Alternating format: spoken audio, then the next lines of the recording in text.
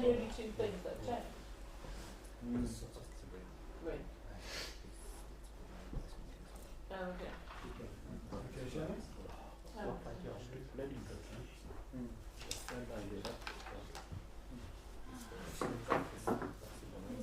it's a long time. But then they don't work in the summer, do they?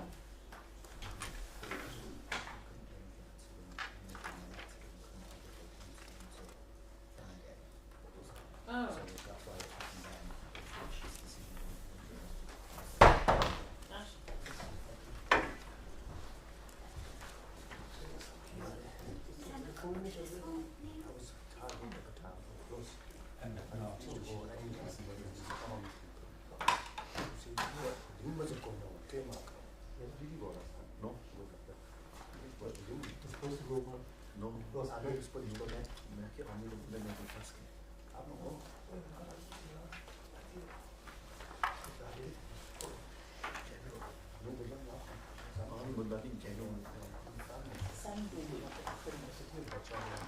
Sunday every single day. On Monday I turned up for year 11 and I said, I miss it. So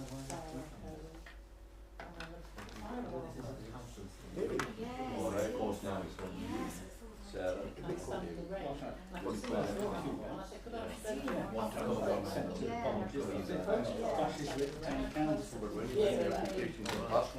Oh yeah. But that umbrella was really nice. Any water? That's so hot. So you write your name, put your cup on. I took an umbrella today and of course it doesn't work. Not one, because your speakers and I've not heard anyone. Second accusation. Sure, just make a stop and start. Item 1, does any member have any declaration of interest which they wish to declare? No. Let's quickly move on to introductions. I'm Councillor Mohammed Annan, Chairman of this meeting. Neil Watson and Planning Officer. Councillor Ash Sutcliffe representing Horsfield and Waterside. Sarah Coburn Price, Councillor for Fallsworth and Forward. Muhammad Aslam, Councillor for Bradley Ward. David Gannier, Councillor for Barrowford and Pendleside. Councillor D. Mohammed, Ward Councillor for Barrowford and Pendleside. David Waite-Palmer, Councillor for Avian Courts Ward. I've got apologies from Councillor Dorothy Lord because this meeting clashes with Colne Town Council.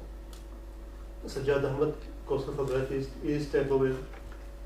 Naim Ashram, Councillor for Bradfield and Colvale East. Councillor Yasser for Bradfield West and Reed Ward. Joanne Eccles, a Committee Administrator. Could we please move on and approve the minutes of the previous meeting? Could I move them? Do you have a second on that, please? Thank you. The first planning application is 23/0475 for the variation at 57 Carr Road, Nelson. Would the applicant like to speak first, or? Yes, you can. Go on, I'll let you speak first, yeah. That's fine, yeah. Thank you. First of all, can I just say, give a bit of history behind where we are today. In July 2021, we decided to renovate the property, and we initially put in a permitted development inquiry to build a dormer at the rear of the property. We were told that we just needed a building building notice, so we started building a dormer at the back. As we went along, as you know, the building inspector came regularly.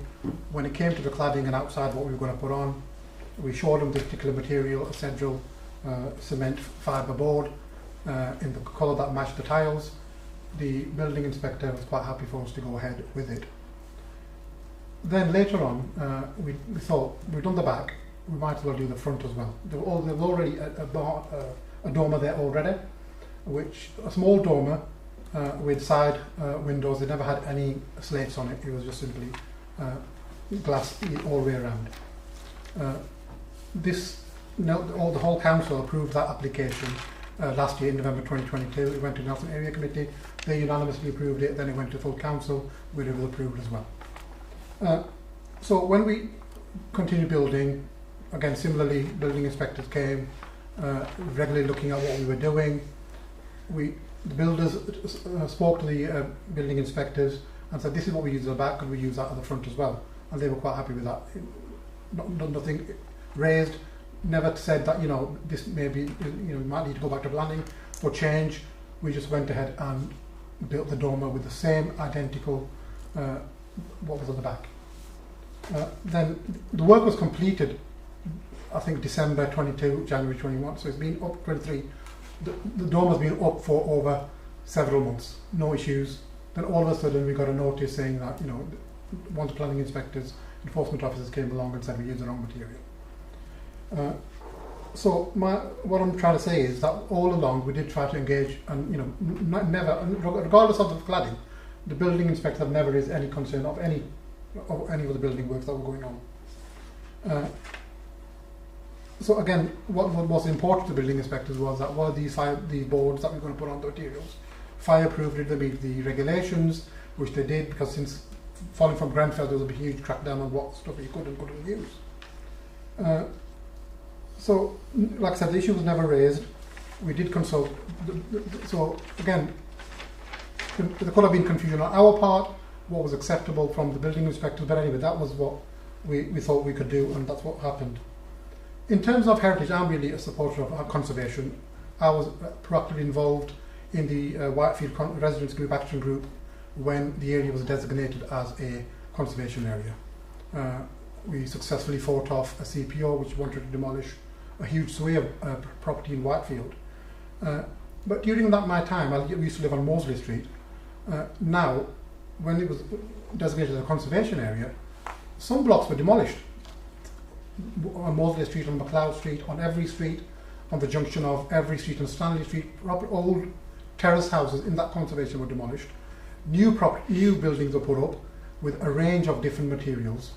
And I'm one of those believers who thinks old can be married with the new. There's products coming on the market all the time that are environmentally friendly, they're easy to install, and all sorts of other benefits that they can offer. So just to say that stuff that was only available 120 years ago should be used, I think is a bit harsh. And I think we should be moving along.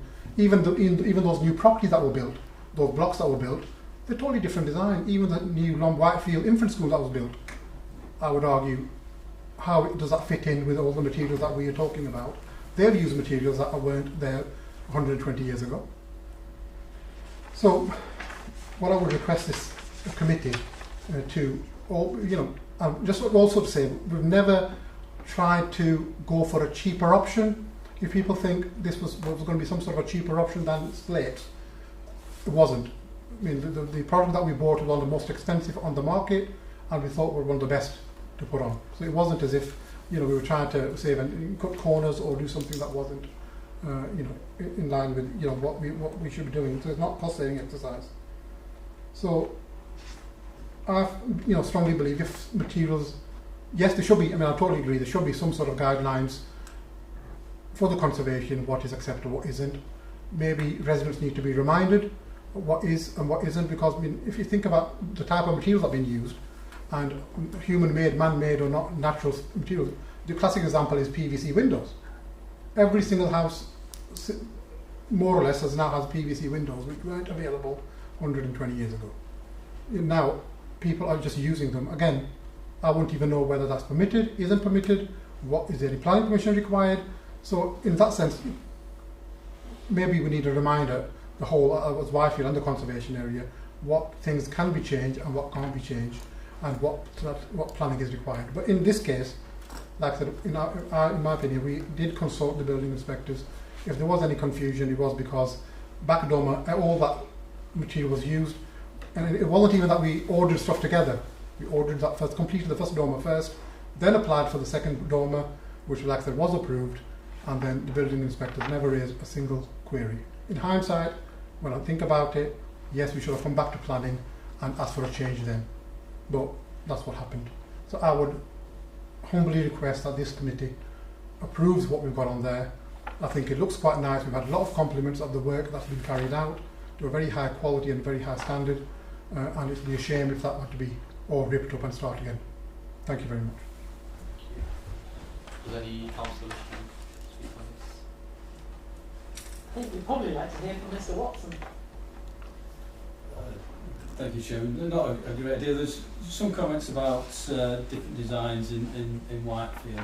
Just to put it into some context. Yes, there were different designs for the school, etc., but they went through a very, very rigorous exercise with Historic England and the Whitefield community, architects, the various interest groups that were looking to redevelop. So they were very bespoke designs, and yes, there were some alternative materials used, but they also blended in, and they were used under slate roofs, and they were the designs were meant to be some contemporary views of the historic context in which we're in. And the school, obviously it's a school, very difficult to design a school in a pastiche way, but it was very, very, in my view, well designed, looking at the front and how that would fit into the street scene. Here you've got a front and rear dormer. You've got a rear dormer that you can't see. It doesn't really affect the conservation area. I understand what was said about the materials, but that was a permitted development scheme. Very little control we have over that. I accept what's been said about advice from a building officer, but they're looking at the construction of the thing. They're not looking at materials or design. I would just point out that the application that came forward was very clear, and it was the applicant's own application saying what would clad the outside of this. I also took very, very good note of what was said there about quality materials, but it is a large dormer. It does sit quite prominently on the street scene, and without being overly blunt, I don't agree that the materials there blend in. They don't. They're very clearly juxtaposed to the slate, and they don't help the dormer to blend into the street scene. And they are important. Getting the materials right is important. And that's the crux of it for members, whether that material makes a difference to the appearance of the conservation area, which in law we have a statutory duty to preserve and enhance. Councillor Aslan. Can I ask the applicant question? Looking at the drawing which I took a print out from the Pandubala website, there was a dormer, but a small dormer with plastic cladding, or I don't know. I mean, when was that built? I'm not sure, but it was there before the house was bought by ourselves. It looks Victorian. It's the right size to be Victorian. But But then it was all PVC and glass around it. So it was changed at some point, but before our time.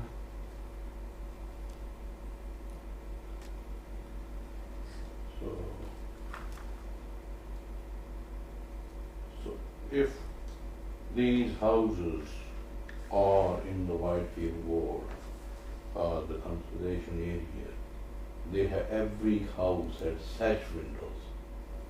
Because I lived in Elbert, now it's all PVC now, as the applicant was saying, there should be a guideline what you can do and what you can't do, or what can you change. I lived from 1966, 67, 66, and I've seen Nelson develop from there.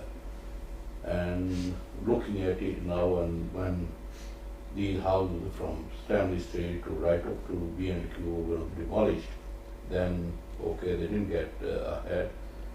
And the material now, like every street, brand new houses being built, but they do not match with the rest of the world. So even the doctor surgery, that's another one. So this is the only thing I can say, where the guideline stops. Just in terms of guidelines, this is for information. We do have conservation area design guides which are published and out there, and we do clearly look at materials being important. Just one point about the conservation area. And I do agree with some of what Councillor Adams was saying with that. It has changed over time for the worse in some areas.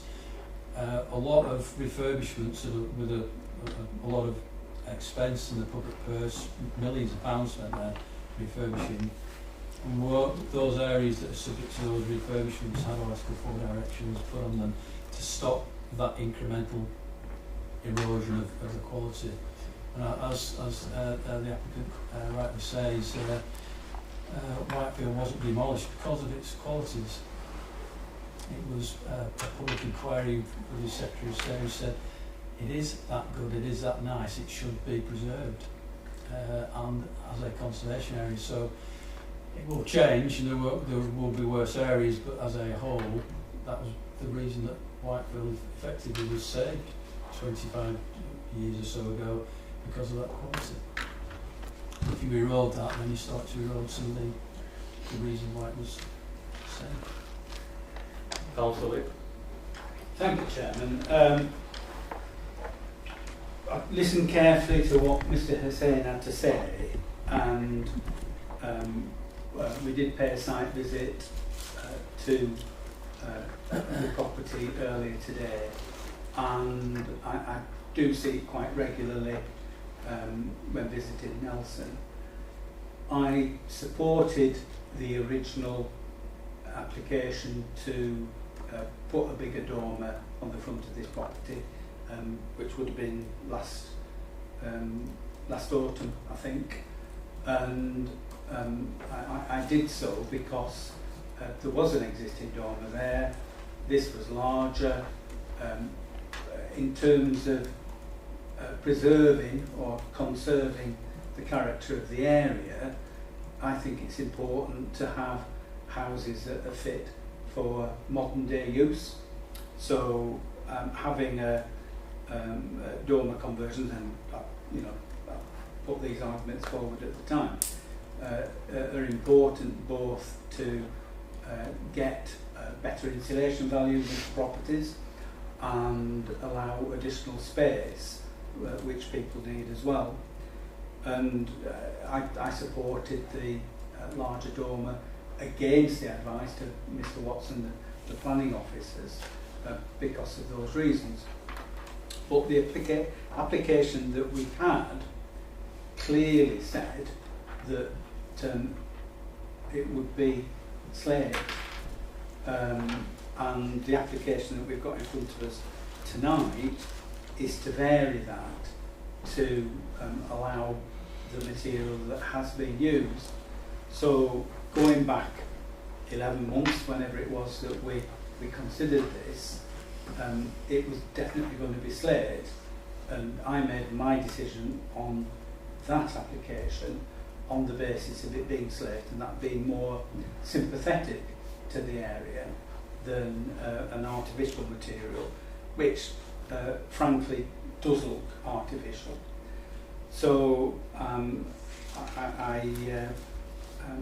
sorry, Mr Hussain, but I'm going to stick with the decision that collectively we made last autumn, and say that it should be clad in slate, and that would be sympathetic to the character of the area and consistent with it being a conservation area.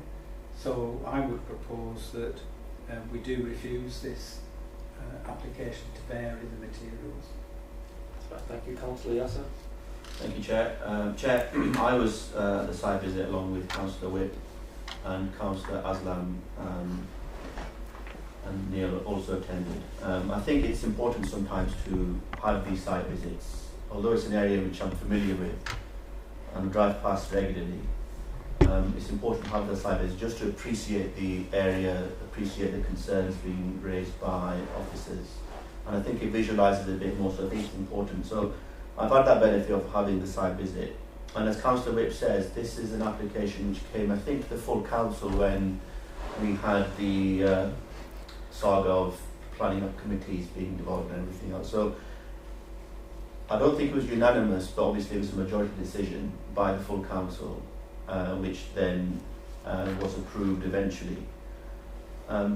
One of the important features I think the applicant talked about was the back dormer. I appreciate that it's a separate exercise when you compare the front and back dormers, but it's a similar material used. I don't say that's a point which gets Mr. Hussain over the line in terms of this application, but I think certainly it's a relevant and important consideration. The other thing, Chair, what it really comes down to is this. If I go back to the full council, certainly speaking for myself, why was that decision taken by the full council, or certainly by me? Was it approved? The main issue really was the principle of the dormer. The advice at that stage was not to approve the application because, well, the principle was that it shouldn't be a dormer at all, or should be significantly downsized.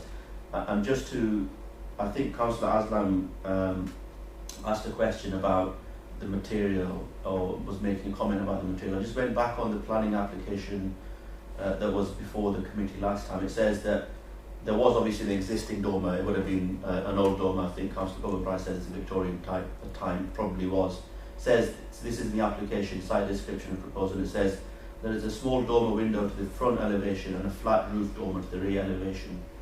And this is the important section. It says the windows and doors are white UPVC. So I think that answers one of the questions Councillor Aslam was making or asking. So going back to what I was discussing before, Chair, was the decision taken just because of the material at that time? Obviously it was an important consideration, it was part of the application, but the main issue was material. And the question I've got to ask myself, and I invite members to consider as well at this point, because I know it's a variation thing, but I think it's an important question. Had this material that's now being suggested or had been used by the applicant, Mr. Hussain, had that been part of the application at that stage, would I have allowed or voted in favour of the application for dormer? And I think I find myself saying yes, I would have done. Although it's not ideal, and I think Mr. Hussain very candidly and fairly accepts that it's not something he's done deliberately. In fact, what he says is that it wasn't even ordered at the same time. It's not saved cost. It seems to me it's a genuine error, Chair. And I think it'd be unfair in the circumstances for an applicant who hasn't gone out of his way to ignore the conditions, ignore the advice, and obviously you've heard the other mitigating features they set out. So I think that's an important feature. The other point, when it comes back, even if you ignore that, Chair, is actually visualising the dormer and the material. Is it, as I think the report says, it not in keeping with the area? Well, clearly the dormer, that's in principle has been there, so we can't get rid of the dormer because that's been allowed as an application. But just the material itself, would it blend in, as it were, more had it been a slate material? I'm not sure it would, Chair. So I think at this stage I find myself saying that we should approve this application, and considering a number of features I've set out and the fact that this isn't a deliberate attempt by this applicant to deceive or to obstruct the process or to make life difficult for anybody. It's just a genuine mistake that he's made, and I think that in the circumstances, even if we ignore the mistake, look at the actual application. Is it such that it's not in keeping with the area? Ignore the fact there's a dormer because that's been approved. Just the material here we're concerned about, Chair, because the dormer in principle has been approved. We can't go behind that. I don't think it's even been suggested by anybody. So it's the material. Is that material so out of the not in keeping with the area that we should refuse? I don't think we should. I think that we should allow this application. You move an amendment on that? Yeah, I don't think there's been a proposal, or has there? Yeah, I'll move an amendment then. Yeah. It's not been seconded. Yeah, It's not you been have seconded seconded, for Chair. that. On Councillor Whips, have we got a second yet, or do we have a second on the amendment, please? No problem. Councillor Ahmed. Thank you, Chairman. I think Councillor Iqbal spoken eloquently on the application before us, and very persuasive, may I say so.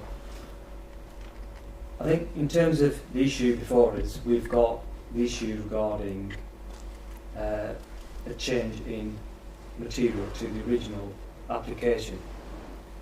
I think in terms of dormer applications, I served on Nelson Area Committee for a number of years and was generally speaking in favour of dormer applications. And one of the main reasons being because I think as councillors, yes, we've got the policy which we as councillors do make, but I think we also appreciate and understand the real world and the reality of how our residents are living. And it was a genuine attempt, I think, by the area committee to ensure that our residents are living in good standard houses where residents are spending vast amounts of money to improve their properties and make sure that the properties are not overcrowded. One thing which I've also consistently argued for was that I think we should argue for pitched roofs rather than flat dormers. I think the pitched dormers look far better in design, and the application before us does have a pitch roof. There is a dormer on Car Road further down of a similar size. Yes, the colour is slightly different, but in terms of the design and the size is almost, I think it's identical. The precedent's already there on Car Road. Yes, that bottom part I don't think is in the conservation area, so one could argue that that is a significant change to this application. But I think in terms of the principle of the dormer, in terms of the material, and the applicant spoke, and Councillor Iqbal referred to as well, in terms of has there been confusion, has there been a genuine mistake or misunderstanding on behalf of the applicant? I think irrespective of whether there's been a misunderstanding or not, I think the question I ask myself is there a material change which is causing a detrimental or negative impact on the area? I didn't attend the site visit earlier on this afternoon. I didn't need to because I walk past it 2-3 times every day and I know the area well. And my view is, particularly in terms of the principle of the dormer, in terms of the design, perfectly acceptable. So the question really is around the material. And in my view, I think I'm asking myself, is that so significant that we should refuse this application before us? And it is, you could argue, a subjective argument, and each person would make their own decision. My view is, I don't think it is a significant departure that would have a significant negative impact on the area. So I'm minded that we should be approving this application, so I'm happy to support the amendment. Councillor Sutton. Thank you, Chairman. Neil, I've got 2 questions. Firstly, you mentioned an article 4 directive on the Whitefield Conservation Area. Does that apply to this property? Just making sure. I didn't think it did, but just to be sure. And then second one, is the design issue solely around the materials? Originally it wasn't, but obviously having approved the dormer, then that is the only outstanding matter. So yes, it is. That is the crux of what we're talking about today. Okay. So I wasn't in favour of the original application for the dormer. I believe it's too big for the property. I think it skews the proportions massively. So it looks out of keeping with the building. When you look at the plans, the cladding helps a little bit. The way that it's shown in the plans here, the way it is clad with the slate makes it look different to how it does in real life. I wasn't at the site visit, but I have been past and I've had a look. I think the slate would help it to blend in. I don't think that the steeple cement cladding works. It doesn't sit into the roof line as slate would, and therefore that's my reasoning behind seconding the motion to refuse. Councillor Corbyn-Price. Well, thank you for saving Whitefield from being destroyed. That's obviously a massive tick in the box. But I really think that there is still much of heritage value in Nelson. I was against the original application. I believe it's too big for the house and the wrong aspect ratio. I said so at the time. My views were not in the majority. So we're not looking at the size of it or what it does for the house. I feel that it has a negative impact on this house and on the conservation area. And I think it's made worse by the fact that it doesn't meld into the roofscape. Obviously it's very far forward on the roof slope, but if it melded into the roofscape, it wouldn't be so prominent. It's the fact it's pale grey that produces that contrast. So it clearly does harm the conservation area, and it clearly is against the rules that we have for conservation areas. But it's not the first time that we've had this sort of mismatch with building control. And it has been mentioned before, Neil, and it does disturb me. Obviously, this applicant put in for slate, so why wasn't the application followed through? Similarly, of course, you'll have written a letter, won't you, with all the conditions down that will have clearly said natural slate. So obviously, you could have read that. But we have had this before, and it does strike me that there needs to be sort of tied up so we don't have misunderstanding. Obviously, building control's one thing. They pitched up at my house for a listed building, and they started saying, oh, you've got to insulate this and do that and have, I don't know, breeze blocks to reach this standard. And I just said, I would refer you to Rosemary Lyons, who was still with us. This is a listed building. And they left, and that was that. So, had I not been a councillor, I would have potentially run around and thought, oh, I need breeze block. Oh, what am I going to do? That's not in my list of building consent. We do have to all be on message. They're not the planning department, but perhaps they can be accidentally misleading. And that's most unfortunate if that's the case. If it's the case, it's most unfortunate. Through Chair, I don't know. I've not asked the building inspector. I'm not going to pillar them or whatever here because I don't know what that situation is. I do know that they are under very clear instructions not to agree planning matters. That's very clear that that's the case. And it depends what question was asked. I don't know what question was asked. Is this material okay in terms of building regs? I'll say yes. Can I? That's a different question than can I change the material to the one that I've got planning permission for? Yeah, absolutely. I can't answer that question now. I don't even know whether it was our building control officer. I'm assuming it is, but you have approved inspectors, so what happens if it's an approved inspector? I will have to dig into that, but I would also come back. Estopel used to be a situation where one person from the council would say something and that stopped any action against it. I would go back to the applicant puts the application in. They state what materials they're going to use. They know what materials they're going to use. They know building regulations isn't a planning application because they put a planning application in. There are conditions on your planning application which tell you what materials to use. I'm in a slightly different mindset perhaps. I do not accept that people don't know that what materials or processes that they have. It's clear, it's on planning condition.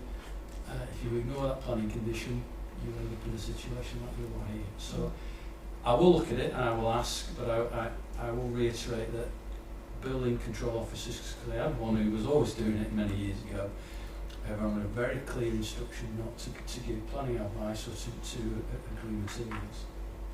Well, it's good to hear, and thank you.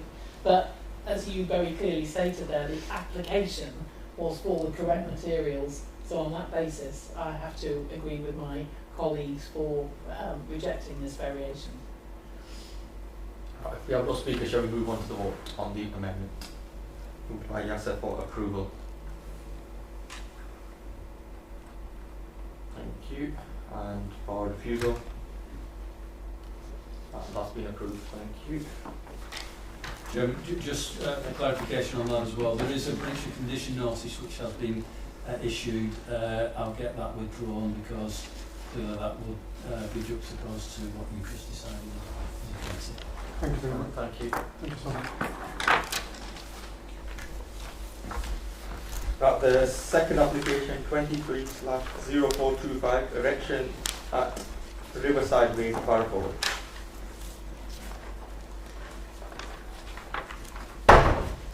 Chairman, if you want a very brief introduction to this, this is an approved scheme. This is a scheme that was approved. You can see there's a bottom section here. That isn't changing at all. You've got a top section there split into 7 individual units with 35 parking spaces. The report does give an indication of the change that is proposed in 4 spaces. You can see here now 2 units instead of the ones going across. The maths is slightly different. I calculated it that the reduction in floor space was 286 square metres. It says 193, I think, in the report, but it's a reduction, and there is an increase, only one, of car parking. And the reason for bringing it here was because the committee were minded to refuse on car parking issues. So as a committee, as a council, should I say, all decisions fall as one. Having approved a scheme with less car parking, and now there's a reduction in car parking spaces with an increase in car parking. Quite frankly, if you go to appeal on that, we will just walk ahead into costs. We won't have a leg to stand on. Thank you, Councillor. Thank you, Chairman. I think Mr Watson's laid it out here. Again, we had a site visit. We have an approved scheme which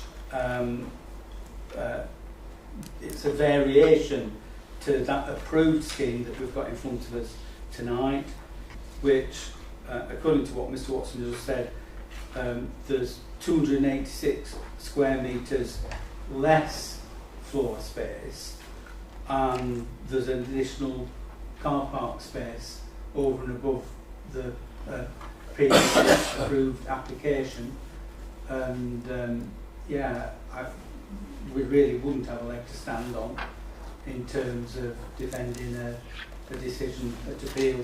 So I would propose that we approve this and go with the officer recommendations in terms of the conditions, etc. Thank you, Councillor Archer. Yeah, can I second that? I think that Councillor Hooper said, I think obviously it is down for approval, so I'm happy to second it. Do we have any more speakers on that? Yeah, Councillor.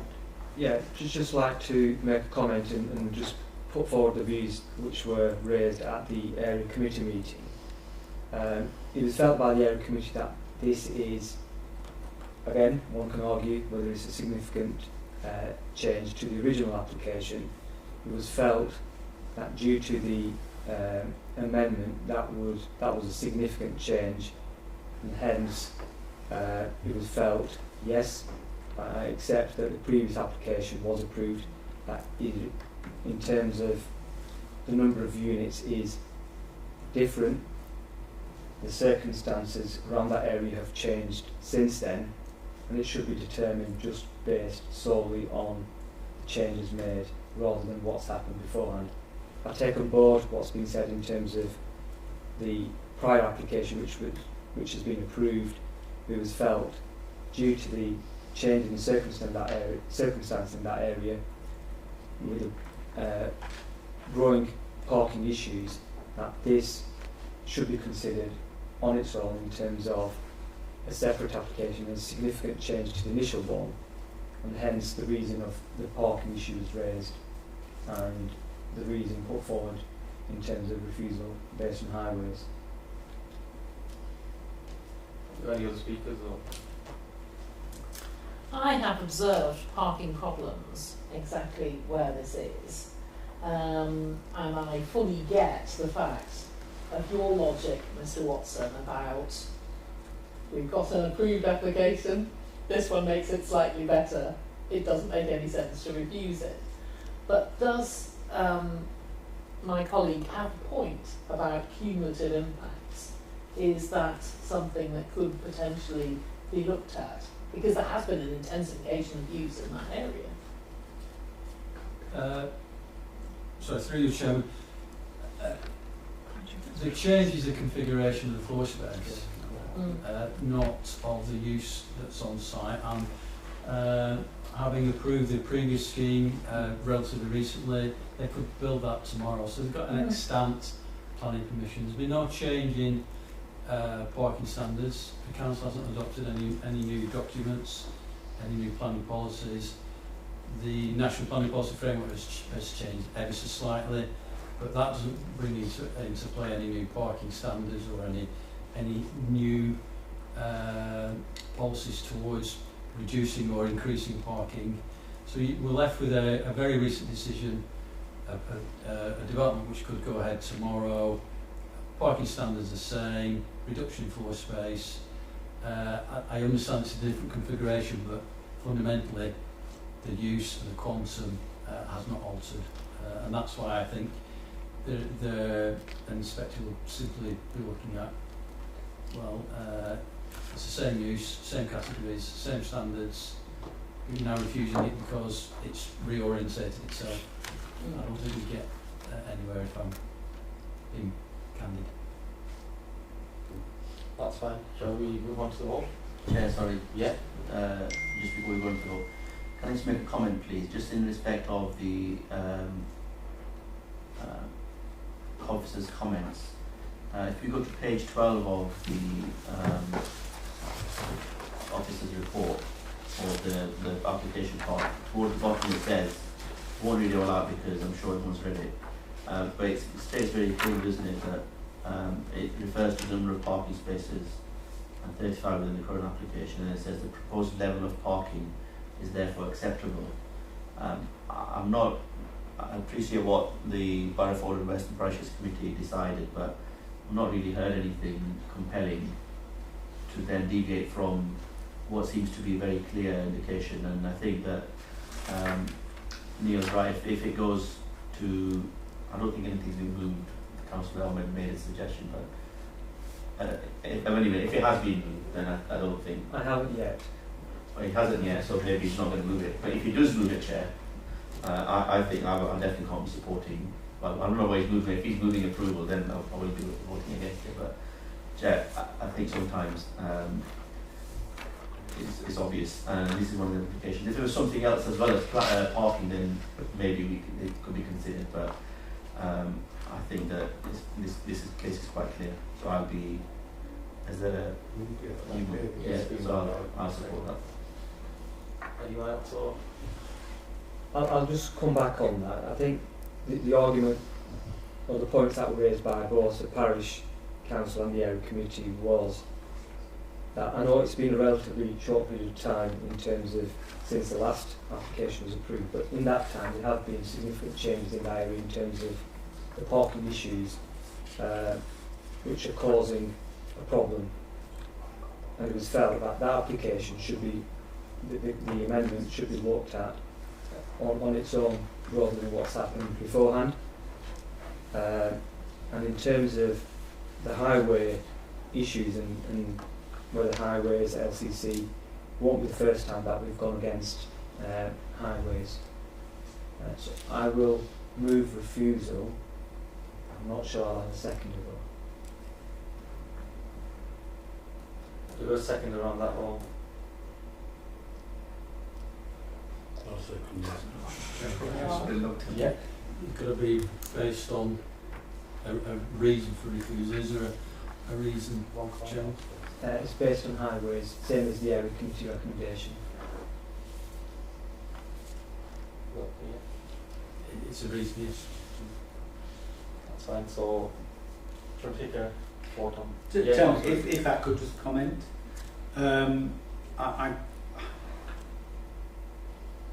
Councillor Ahmed knows that if this is approved, that we'd be, well, not at risk of costs. I mean, it pound to a penny. We'd have costs awarded against us. The proposal to refuse is perverse in terms of you're actually supporting a development which would have greater floor space and fewer car park spaces. So, as I think it was Councillor Coburn Price pointed out, this is an improvement in terms of the floor space and the parking, and yet you're wanting to turn it down. It doesn't have legs, and we should throw out the proposal to approve it. To turn it down, and we should approve it. Thank you, Councillor Jackson. Thank you, Chair. I think, Chair, can I firstly commend Councillor Ahmed? I think it's applaudable that obviously it's an area that he represents. So I make no criticism of him for standing up for what he feels is right for his residents. But I think here we are often reminded, certainly I've been reminded a number of times by members here, that we should look at officer comments. And I think in this case, we are literally, it says it's one parking space effectively. It's from 35 with the current application, and then it will increase the parking site to 36. So we have to look at the context here, Chair. So I think that I've not heard anything since my last speech to change my mind, Chair. I think this is a clear case in my view. And I agree with Councillor Ahmed that I've never always agreed with highways. In fact, I generally disagree with highway comments and Lancashire County Council, because sometimes they say things which for councillors or residents who live nearby just doesn't make any sense.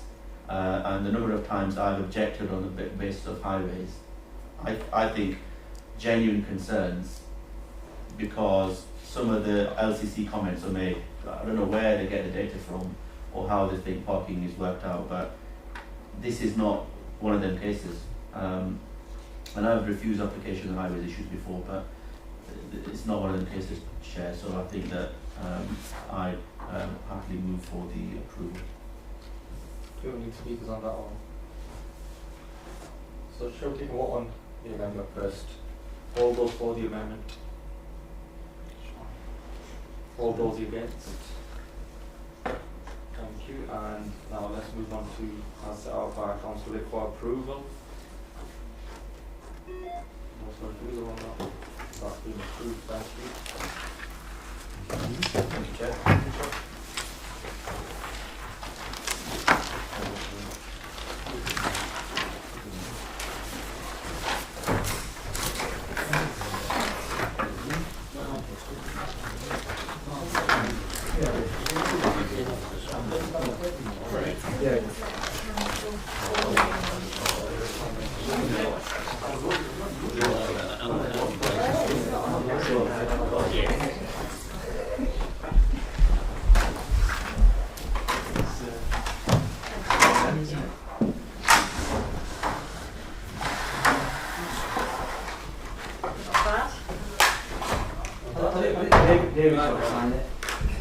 Oh, sorry. Yeah. Thank you.